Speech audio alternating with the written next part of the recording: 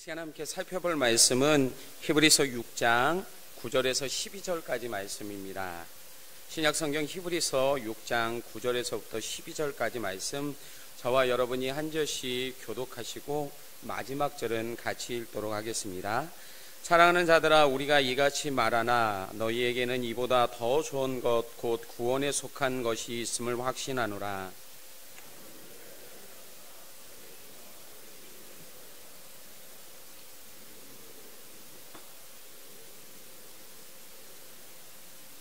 우리가 간절히 원하는 것은 너희 각 사람이 동일한 부지런함을 나타내어 끝까지 소망의 풍성함에 이르러 게으르지 아니하고 믿음과 오래 참음으로 말미암아 약속들을 기업으로 받은 자들을 본받는 자 되게 하려는 것이니라. 아멘.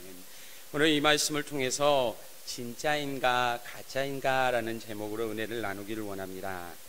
고대 그리스의 철학자였던 아리스토텔레스는 모방은 창조의 어머니다 라는 말을 했습니다.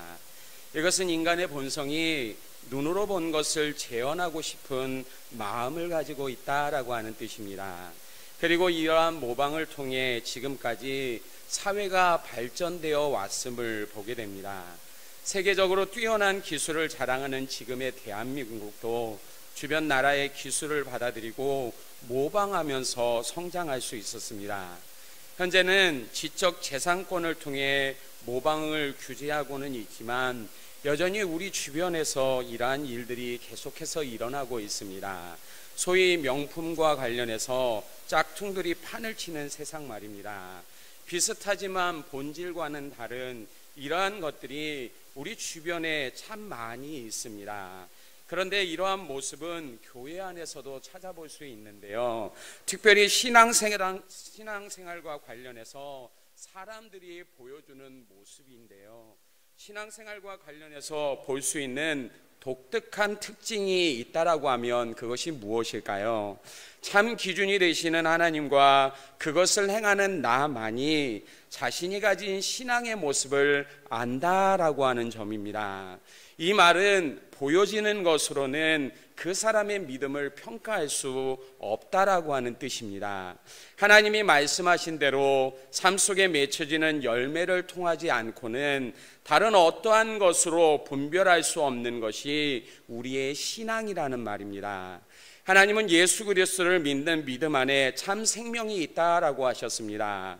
이것은 우리의 영원한 삶에 대한 이야기인데요.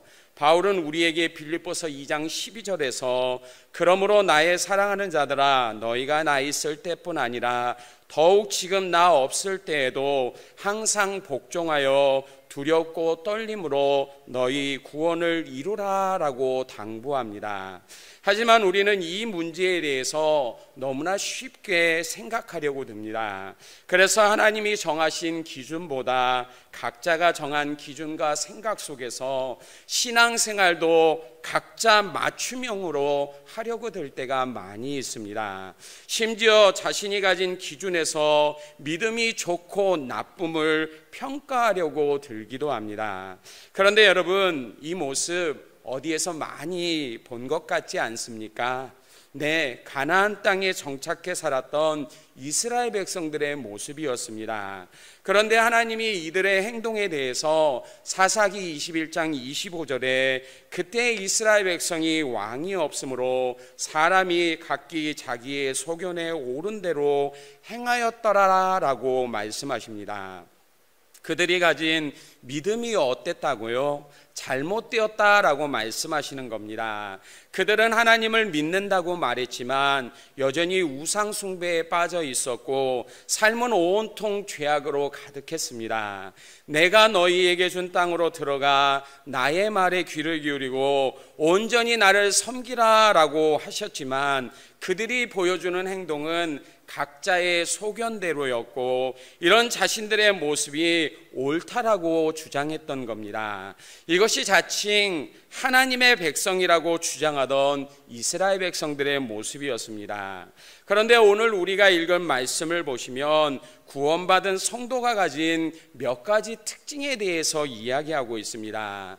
하지만 사람들은 이것에 대한 관심보다는 그 앞에 나오고 있는 내용에 더 많은 관심을 보입니다. 그것이 무엇입니까? 바로 구원받은 성도가 자신의 구원을 잃어버릴 수 있는가에 대한 물음입니다. 실제로 이 말씀을 읽는 사람 중에는 구원받은 사람도 믿음을 잃어버릴 수 있다라는 오해를 하기도 합니다. 4절에서부터 6절 말씀을 읽어보면 한번 빛을 받고 하나님의 은사를 맛보고 성령에 참여한 바 되고 하나님의 선한 말씀과 내세의 능력을 맛보고도 타락한 자들은 이라고 말하고 있기 때문입니다. 그런데 결론부터 말하자면 우선 구원받은 성도에게 주어진 구원은 절대로 잃어버릴 수 없다입니다. 그 이유는 우리가 이러한 능력을 가지고 있어서가 아니라 이 약속을 하신 하나님의 능력 때문입니다. 게다가 이후에 나오는 17절과 18절 말씀을 보면 알 수 있듯이 하나님이 거짓말할 수 없는 이유에 대해 두 가지로 맹세와 보증을 예로 들고 있습니다. 이 말씀을 다시 읽어보면 하나님은 약속을 기업으로 받은 자들에게 그 뜻이 변하지 아니함을 충분히 나타내시려고 그 일을 맹세로 보증하셨나니 이는 하나님이 거짓말을 하실 수 없는 이 두 가지 변하지 못할 사실로 말미암아 앞에 있는 소망을 얻으려고 피난처를 찾은 우리에게 큰 위로를 받게 하려 하심이라. 그렇습니다. 이것이 구원받은 자들을 향한 하나님의 은혜입니다. 하지만 히브리서 6장 전체가 강조하고 있는 내용은 사실 이것이 아닙니다. 오늘 말씀이 보여주듯이 교회 공동체 안의 이야기로 특별히 이 안에 존재하고 있는 두 종류의 사람들인 참 신자와 거짓 신자에 대한 이야기를 하고 있습니다. 여러분들은 이것을 어떻게 구분할 수 있나요?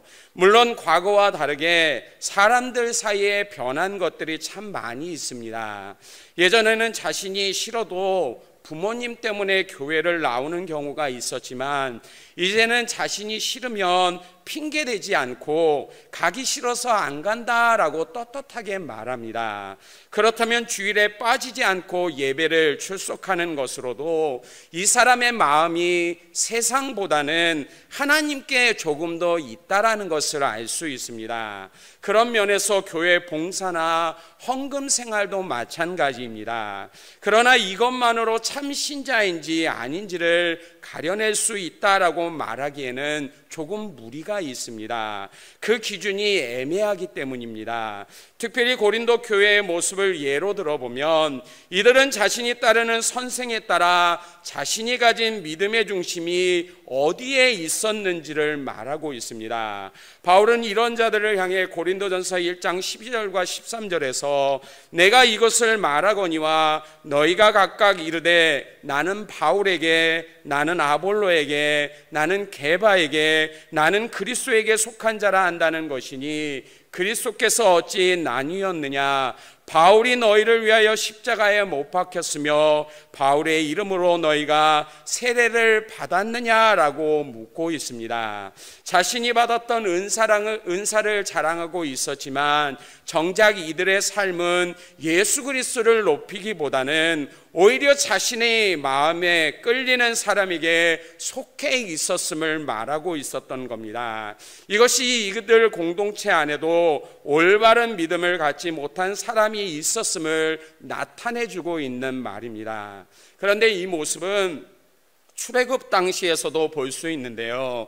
출애굽기를 보시면 출애굽을 할 때 이 무리의 에는 이스라엘 백성들만이 아니라 이방인들도 다수가 포함되어져 있었습니다. 그런데 이들 중에는 하나님을 믿는 사람들도 있었지만 반대로 그분이 행하신 일들에 대한 두려움 속에서 말 그대로 살기 위해 어떻게 하다가 따라 나온 사람들도 있었습니다. 그런데 이러한 자들은 하나님에 대한 믿음이 없으니까 광야에서 만났던 어려운 일들을 가지고 원망하고 불평하며 하나님을 대적하다가 결국 심판을 받아 죽고 말았습니다. 이처럼 하나님은 마지막 때에 알곡과 쭉정이를 나누시고 알곡은 곳간에 쭉정이는 모아 타는 불에 던지겠다라고 하는 이 말씀이 단순히 세상을 향해 말하고 있는 것만이 아니라 신앙 공동체를 향해 말씀하고 있는 것이기도 한 겁니다. 오늘 우리가 읽지는 않았지만 7절과 8절 말씀에서도 같은 이야기를 하고 있는데요. 읽어보면 땅이 그 위에 자주 내리는 비를 흡수하여 밭가는 자들이 쓰기에 합당한 채소를 내면 하나님께 복을 받고 만일 가시와 엉겅퀴를 내면 버림을 당하고 저주함에 가까워 그 마지막은 불사름이 되리라 라고 지금 말하고 있습니다.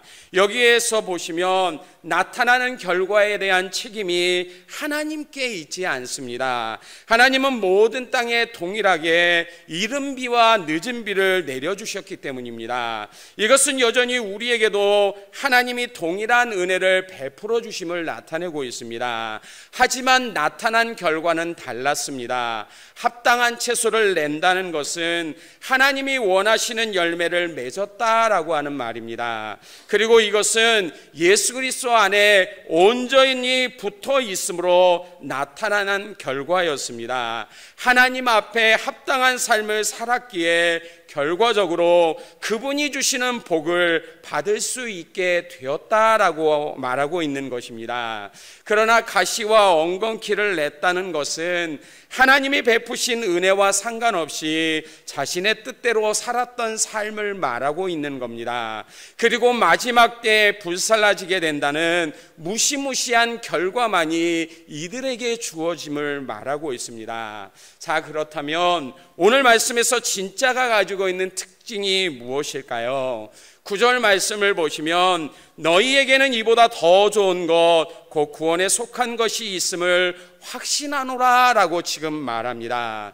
여기서 구원에 속한 것이란 원래부터 개인이 가지고 있었던 것이 아니라 예수님을 통해 믿음을 기초로 얻은 것임을 말하고 있습니다. 그래서 진짜가 가진 모습이 자신이 아니라 하나님의 영광을 드러내는 특징을 갖고 있음을 보여주고 있습니다. 그렇다면 진짜가 가진 모습이 무엇입니까? 첫 번째는 사랑입니다. 10절 말씀을 보시면 하나님은 불의하지 아니하사 너희 행위와 그의 이름을 위하여 나타낸 사랑으로 라고 지금 말하고 있습니다.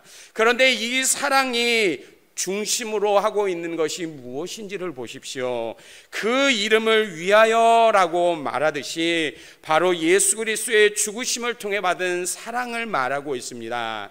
그리고 이것은 성도를 움직이게 하는 삶의 원동력이 되는 사랑임을 말하고 있습니다. 물론 많은 사람들이 예수님의 사랑에 대해서 알고 있습니다. 그리고 그분의 사랑은 숭고했다라고 말합니다. 그러나 이들은 사람들에게 영향을 미쳤던 맹자나 공자, 간디처럼 단순히 본받을 만한 사람 중에 한 사람밖에로 여기지 않습니다. 그리고 이들이 보여주는 사랑은 언제나 자기중심적인 사랑밖에 없음을 보게 됩니다. 그래서 이 안에서는 자신의 욕심을 채우기 위한 사랑만이 담겨져 있는데 자신이 원하는 것을 소유하려고 하는 소유욕처럼 말입니다. 단순히 자신이 좋아하는 범위 안에서 나타나는 사랑을 말합니다. 게다가 주님이 주시는 사랑을 경험해 보지 못했음에도 이런 자신의 모습을 보면서 주님이 주신 사랑 안에서 나는 지금 행하고 있다라고 하는 이러한 확신을 갖게 됩니다. 그러나 주님을 통해 받은 사랑은 이것과는 다른 것입니다.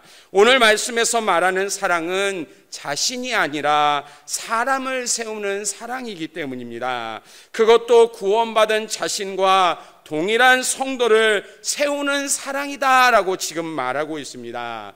왜 주님은 주님이 주신 사랑이 10절에서 성도를 섬기는 것과 이대도 섬기고 있는 것에 초점을 맞추고 있는지 아십니까?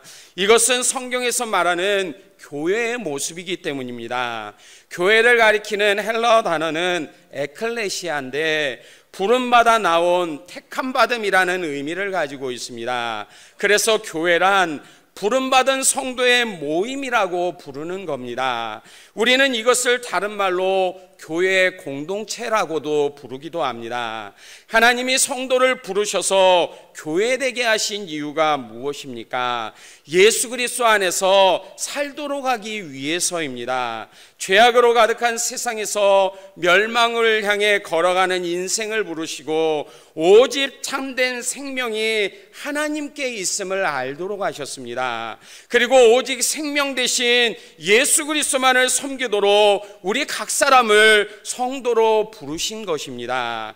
그렇다면 성도를 섬기고 세우는 일이란 무엇입니까? 바로 하나님이 친히 세우신 교회를 세우는 일입니다. 건물을 아름답게 꾸며야 한다라는 말이 아니라 이 안에 있는 사람들에게 집중해야 된다라고 말하고 있는 것입니다. 따라서 성도를 섬기며 세우고 있다라는 것은 그분이 베푸신 한없는 은혜가 무엇인지를 알고 있다라고 하는 말이 되는 겁니다. 그리고 이 안에서 여전히 하나님을 향해 감사하고 있다라고 하는 뜻이 되기도 합니다. 그래서 동일한 은혜를 경험한 자들과 함께 하나님을 경배하고 예배하는 일을 기쁨으로 알기에 더욱 성도를 섬기며 사랑하는 일이 구원받은 사람들의 삶 가운데 나타나게 되는 겁니다. 사람들의 관심은 언제나 자신이 기대하고 소망하는 곳에 향하기 마련입니다. 그래서 사람들은 각자가 원하는 것에 집중하게 됩니다. 이것은 누구도 부정할 수 없는 것입니다. 운동하지 않으면 생명에 위험이 있다라고 의사의 말은 들었지만 운동에 관심이 없는 사람은 마지 못해서 운동을 하게 됩니다. 그러나 이것에 대한 즐거움이 없기에 열심으로 하지 않게 됩니다. 이런 면에서 약물과 도박에 중독된 사람들을 보십시오. 스스로 이것이 해롭고 위험하다라는 것을 압니다. 실제로 자신이 경험했기에 누구보다도 더 잘 알고 있습니다. 그러나 자신이 가진 욕망이 그것에 끌리기 때문에 포기하거나 끊지 못한 채 계속해서 노예가 되어 끌려가는 것이 아닙니까? 그렇다면 자신의 관심이 하나님께 있는 사람은 당연히 그분이 하시는 일에도 관심이 있게 되는 것입니다. 마태복음 6장 33절에서 너희는 먼저 그의 나라와 그의 의를 구하라는 말씀의 의미를 알기에 이 일을 이루기 위해 열심을 내게 되는 겁니다. 당연히 믿음의 공동체를 세우는 일도 이 안에 포함되어져 있겠지요. 에베소서 2장 21절에서 그의 안에서 건물마다 서로 연결하여 주 안에서 성전이 되어 간다는 머리 대신 예수 그리스도를 중심으로 우리가 한 지체라는 사실을 알게 됩니다. 그래서 공동체 안에 있는 성도가 넘어지게 된다라면 나의 신앙에도 영향이 미치게 됨을 알기에 주님의 사랑으로 그들을 섬기는 일에 힘을 쏟게 되는 것입니다. 이것이 구원을 통해 예수님에게만 관심을 갖고 있는 성도들이 보여주는 모습입니다. 여러분은 어떠한가요? 지금 여러분의 관심은 어디를 향하고 있으십니까? 그리고 여러분 안에 있는 사랑을 어떻게 나타내고 있습니까? 이 시간 사랑을 실천하는 나의 모습을 통해 내가 갖고 있는 믿음의 상태를 점검해 볼 수 있는 은혜가 있기를 소원합니다. 두 번째로 진짜가 가진 구원에 속한 모습은 부지런함입니다. 우리는 부지런하다라는 말을 대부분 자신의 삶에서 열심히 일하는 것으로 이해합니다. 그런데 본문에서 말하는 부지런함이란 일상적인 삶에서보다 신앙생활 가운데 나타나는 모습을 말하고 있습니다. 여기서 부지런함을 나타내는 헬라어 단어 스포이데는 급하게, 신속하게 라는 의미로, 이것은 하나님이 우선시하는 일에 신속하게 그리고 성실히 행하는 것을 나타내고 있습니다. 다른 것보다 하나님이 원하시는 일을 중요하게 여기는 것이기에 당연히 하나님이 기뻐하시는 삶이 되겠지요. 그리고 이러한 삶을 통해 누구보다 더 하나님이 주시는 놀라운 은혜를 삶 속에서 누리는 복이 있게 되어집니다. 그런데 여러분, 부지런함이라고 하는 말이 지금 어떠한 단어와 연결되고 있는지를 보십시오. 11절에서 바로 소망이라는 말과 연결되어지고 있습니다. 우리가 간절히 원하는 것은 너희 각 사람이 동일한 부지런함을 나타내어 끝까지 소망의 풍성함에 이르러. 그렇습니다. 여기서 말하는 소망은 영원한 생명에 관한 소망입니다. 장차 예수님이 이 땅에 다시 오실 때 성도가 누리게 될 영광스러운 삶에 대한 기대감을 말하고 바라보는 삶을 의미하고 있는 것입니다. 그리고 이것을 통해 성도가 마음을 품고 있을 때만이 부지런함 가운데 삶을 살아갈 수 있게 되어진다라고 말하고 있는 것입니다. 지난주에도 말씀드렸듯이 우리의 관심과 열정을 모아 영원한 소망 되신 하나님을 바라볼 때 나의 믿음을 지키며 살아갈 수 있게 되어지기 때문입니다. 이러한 삶 속에 성령님이 새 힘을 주시고 인도하셔서 우리는 세상의 것들을 소유하기 위한 부지런함이 아니라 영원한 것을 얻기 위한 부지런함을 가지고 인생을 살아갈 수 있게 되어집니다. 세상의 것을 얻기 위한 부지런함은 언제나 우리에게 근심과 염려를 줍니다. 그리고 그 가운데 낙심과 절망 가운데 쓰러지도록 만드는 것을 우리는 경험합니다. 그러나 영원한 것을 위한 부지런함은 날마다 우리를 더욱 풍성하게 채워주기에 이 안에서 하나님을 더욱더 깊이 알아가게 되고 깨닫는 기쁨을 누리도록 만들어줍니다. 게다가 영적인 것을 사모하는 부지런함은 우리에게 세 번째의 모습을 온전히 이루어갈 수 있도록 하는 원동력이 되어집니다. 그것은 바로 믿음과 오래 참음인데요. 12절 말씀을 보면 게으르지 아니하고, 이것은 앞에서 말하는 부지런함을 말하는 겁니다. 그리고 이것을 통해 믿음과 오래 참음으로 말미암아 약속들을 기업으로 받는 자들을 본만든 자 되게 하려 하는 것이다 라고 말하고 있습니다. 우리가 여기서 주목할 것은 믿음과 오래 참음의 관계입니다.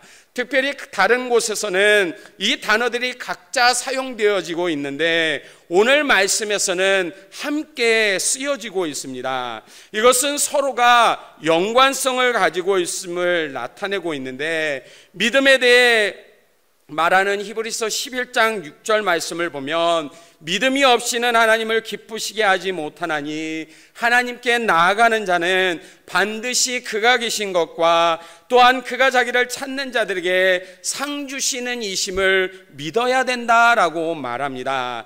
따라서 믿음이란 우리의 구원자가 되시며 다시 오실 때는 세상을 심판하시는 심판주이신 예수 그리스도를 온전히 믿는 것입니다. 그런데 이 믿음은 오래 참음이라는 성품을 통해서 우리의 삶을 더욱더 뚜렷하게 만들어줍니다. 언제나 그랬듯이 세상은 믿음의 주체가 되시는 예수 그리스도를 조롱하고 흠집내는 것을 좋아합니다. 실제로 이와 같은 일들이 지금도 우리 주변 가운데서 일어나고 있습니다. 요즘 젊은이들 사이에서 핫한 노래가 있는데요, 박지원이라는 가수가 부르는 크리스찬이라는 곡입니다. 유명한 사람들이 챌린지를 통해 이 곡의 동작들을 따라하는 영상들을 쉽게 찾아볼 수 있습니다. 어떤 목사님들은 이 가사의 내용을 분석해서 설명하는 동영상도 올리고 있는데 기복주의 신앙을 비판하는 것이다, 자신의 신앙 상태를 회고하는 것이다 등 여러 가지 견해를 이야기합니다. 그런데 이 가사가 어떠한 의미를 전달하기 위한 것인지 상관없이 세상 사람들에게 이 노래는 단지 기독교를 비판하는 도구일 뿐입니다. 어쩌면 코로나 시대 이후 또다시 성도의 부패함과 죄악됨을 조롱하면서 신랄하게 비판하는 도구로 사용되어질 겁니다.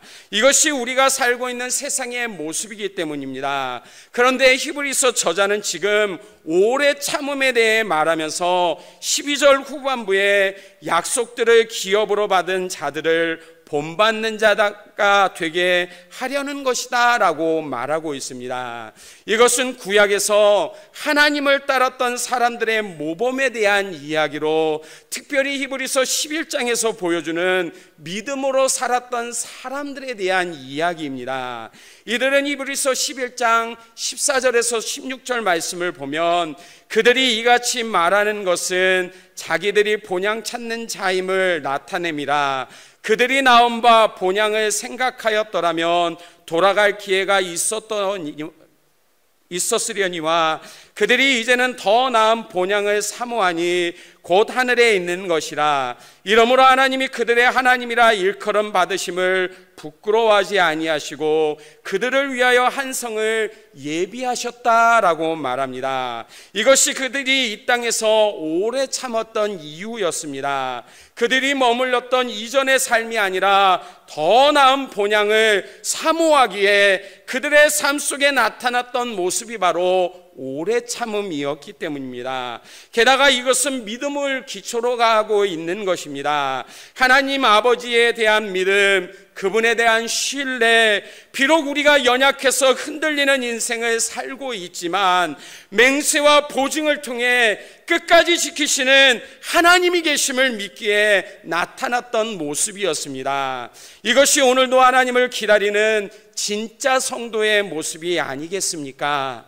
흔들리는 세상에서 인내하고 오래 참음을 통해 영원한 반석 대신 예수님만을 의지하는 자의 모습이 아니겠습니까? 이것이 이 땅에서 365년을 하나님과 동행하며 살았던 믿음의 사람 에녹이 보여줬던 모습이었습니다.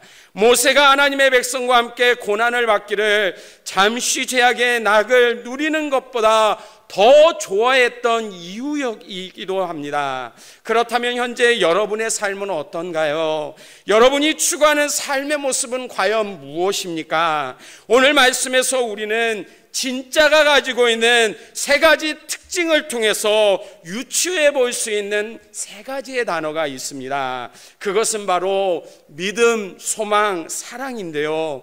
바울은 고린도전서 13장 13절에서 그런즉 믿음, 소망, 사랑 이 세 가지는 항상 있을 것인데 라고 말하면서 이것을 통해 우리가 참된 성도인지 거짓된 성도인지를 구분할 수 있다라고 지금 말하고 있습니다. 대부분의 어린이가 내일을 기대하며 흥분하는 이유가 무엇 때문입니까? 다음 날에 대한 기대와 소망이 있어서입니다. 그러나 많은 노인들이 까다롭게 굴며 슬픈 이유가 무엇 때문인지 아십니까? 그들이 품었던 온갖 소망이 모두 다 사라져버렸기 때문입니다. 이들에게 내일은 아무런 약속을 주지 못하기 때문입니다. 그러나 복음은 언제나 소망으로 가득합니다. 하나님이 주시는 하늘의 평화와 기쁨에 대한 위대한 소망이 담겨져 있고 그 안에서 여전히 믿지 않는 자들을 초대하고 있기 때문입니다. 지금 우리가 진정으로 바라고 있는 것이 젊음과 재물, 인기와 명예라고 한다면 이 소망은 영원한 우리의 삶에 아무런 효력도 발휘하지 못하게 됩니다. 이것들은 시간과 함께 우리에게서 사라져 버리기 때문입니다. 그러나 하나님께 소망을 두는 모든 사람에게는 내일이라는 시간은 거대한 가능성으로 가득한 시간입니다. 왜냐하면 이 속에 역사하시는 하나님은 모든 일을 이루시는 전능하신 하나님이시기 때문입니다. 그리고 진짜 성도는 언제나 이 시간을 기대하면서 이 속에서 역사하시는 하나님의 은혜와 능력을 경험하면서 삶을 살아가게 됩니다. 이것이 참된 성도가 이 땅에서 누리는, 그리고 영원한 하나님의 나라에서 누리게 될 복과 은혜임을 지금 말하고 있는 것입니다. 오늘도 내 안에 주님이 주신 믿음과 소망 그리고 사랑이 있는가를 살펴볼 수 있는 여러분이 되시길 바랍니다. 그리고 오직 예수님만을 붙잡고 바라보시면서 영원한 소망을 기대하는 참된 성도의 삶을 살아갈 수 있는 은혜가 있기를 원합니다. 그러한 삶을 통해 날마다 역사하시는 주님을 경험하시고요, 이러한 삶을 통해 매 순간마다 나에게 은혜를 베푸시는 하나님 때문에 감사할 수 있는 그러한 은혜가 베델교회 모든 성도들의 삶 가운데 넘쳐날 수 있기를 주님의 이름으로 간절히 축복합니다. 기도하겠습니다. 아버지 하나님, 오늘도 우리에게 주신 말씀을 통하여서 우리의 삶의 모습을 다시금 점검하기를 원합니다. 아버지 하나님, 우리에게는 사랑이 있습니까? 그리고 부지런함을 통하여서 미래에 대한 소망을 갖고 살아갑니까? 오늘도 이러한 믿음이 우리 가운데 있기에 오늘의 참음을 통하여 이 믿음을 이루어가기를 소망하며 인생을 살아가는 모습이 우리 가운데 나타나고 있는지를 다시 한번 돌아볼 수 있는 은혜를 허락하여 주옵소서. 아버지 하나님, 우리의 관심이 세상으로 향하지 않기를 소원합니다. 날마다 예수님을 믿는다라고 말하고 있지만 우리의 마음이 하나님께로 향하는 것이 아니라 여전히 세상을 향하고 있다라면 주님, 우리를 불쌍히 여겨주시고 다시금 성령의 충만함을 허락하여 주시사 온전히 주님만을 바라볼 수 있는 믿음의 삶을 살아갈 수 있는 은혜를 허락하여 주옵소서. 날마다 이러한 삶을 통해 주님과 함께 머물기를 원합니다. 이러한 삶을 통해 날마다 주님과 동행하기를 원합니다. 이러한 삶을 통해 영원한 하나님의 나라를 기대하며 다시금 다시 오실 예수님을 소망하는 그러한 복된 인생의 삶을 살아가기를 소원하오니 우리에게 믿음을 주시고 은혜를 허락하여 주셔서 날마다 주님이 기뻐하시는 삶으로 온전히 우리의 삶을 주님께 드릴 수 있는 그러한 믿음을 허락하여 주옵소서. 날마다 주님만 바라보게 하시고 이 은혜 가운데 날마다 주님과 함께하는 믿음의 삶을 살아갈 수 있도록 인도하여 주시기를 원하며 예수님 이름으로 기도드리옵나이다. 아멘.